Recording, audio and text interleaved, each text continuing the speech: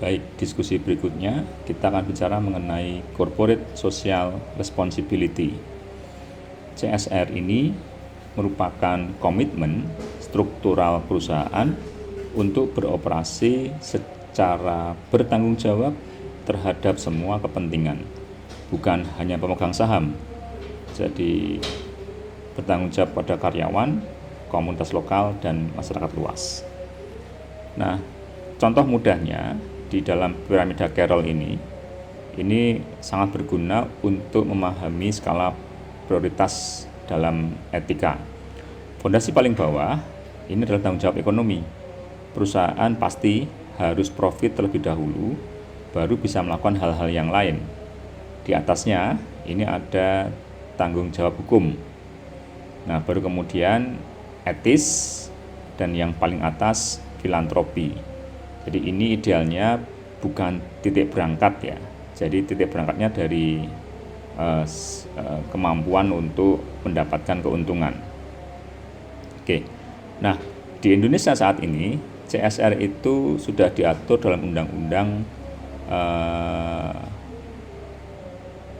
Nomor 40 tahun 2007 yang menyebutkan mengenai perusahaan yang bergerak di bidang sumber daya alam itu wajib mengalokasikan 1-3% laba bersih untuk program CSR. Jadi ini sudah bukan pilihan lagi, tapi ini merupakan kewajiban hukum sekaligus kesempatan strategis. Jadi ini bentuk penekanan bahwa CSR itu dibutuhkan karena ada beberapa isu berkenaan etika berbisnis. Nah, kalau kita lihat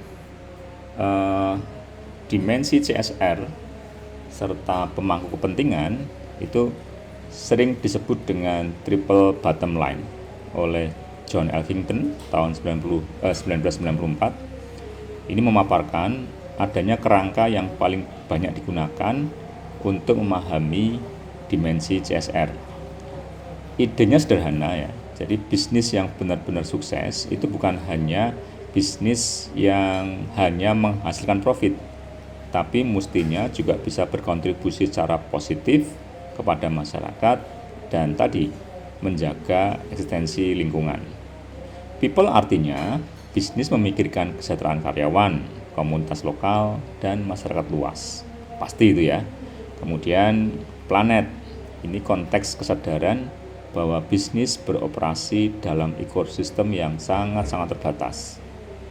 Dan yang terakhir, baru profit. Keberlanjutan finansial tetap penting sebagai enabler untuk 2P yang lainnya. Oke, contoh lokal yang cukup keren ini adalah Danone. Danone itu produknya itu Aqua ya. Jadi dengan program 1 untuk 10.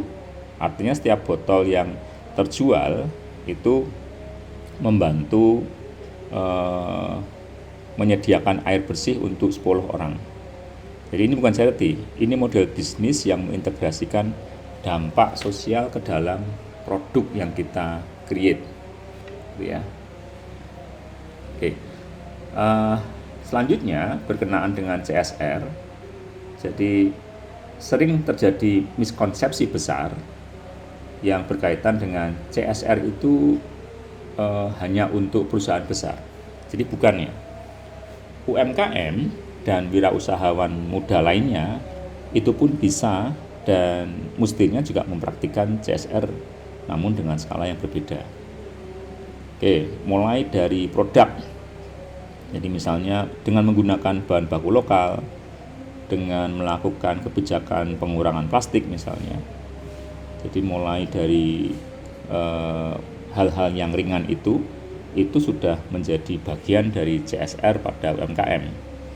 Pada bagian karyawan misalnya, membayar upah yang layak, memberikan space workstation yang aman dan nyaman, ini juga termasuk bagian dari CSR dan aspek karyawannya.